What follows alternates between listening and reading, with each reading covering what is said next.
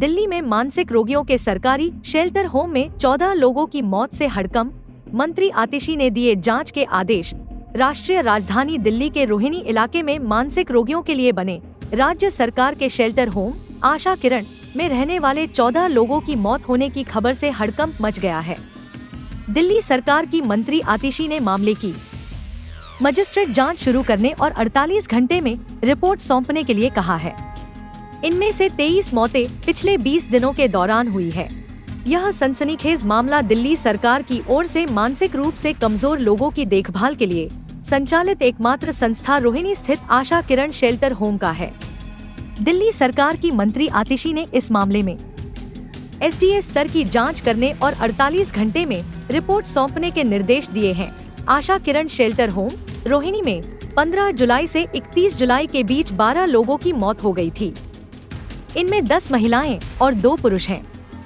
वहीं 1 जुलाई से 15 जुलाई के बीच एक और शव का पोस्टमार्टम कराया गया था। आधिकारिक आंकड़ों के अनुसार रोहिणी आशा किरण शेल्टर होम में मरने वाले ज्यादातर मानसिक रोगियों की उम्र 20 से 30 साल के बीच थी, यानी सभी नौजवान थे।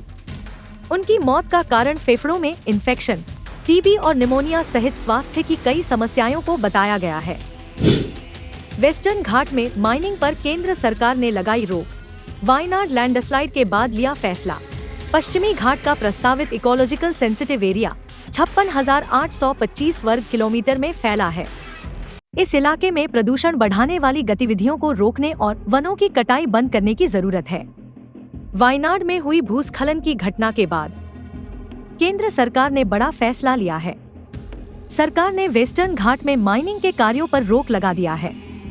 केरल में लैंडस्लाइडिंग की त्रासदी के बाद माधव गाडगिल समिति की रिपोर्ट सामने आई थी। इस रिपोर्ट में माइनिंग पर रोक की बात कही गई थी। केंद्र सरकार ने न सिर्फ केरल में बल्कि वेस्टर्न घाट के 6 राज्यों में माइनिंग गतिविधियों पर रोक लगा दी है। सरकार के आदेश में 56,000 वर्ग किलोमीटर के क्षेत्र में माइनिंग की गतिविधियों पर रोक की बात कही गई है।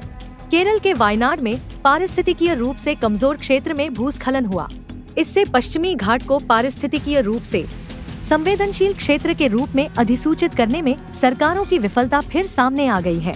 पश्चिमी घाट 6 राज्यों गुजरात, महाराष्ट्र, गोवा, कर्नाटक, तमिलनाडु और केरल में फैला है।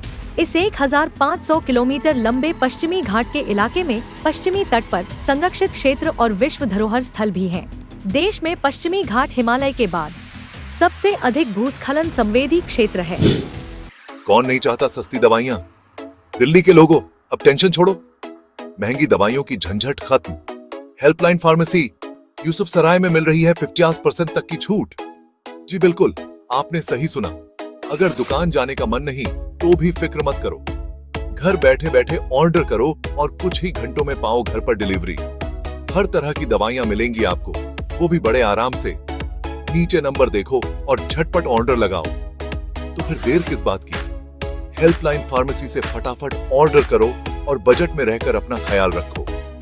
दिल्ली में सस्ती और आसान दवाइयों के लिए हेल्पलाइन फार्मेसी है नंबर 1। आज ही मंगा लो।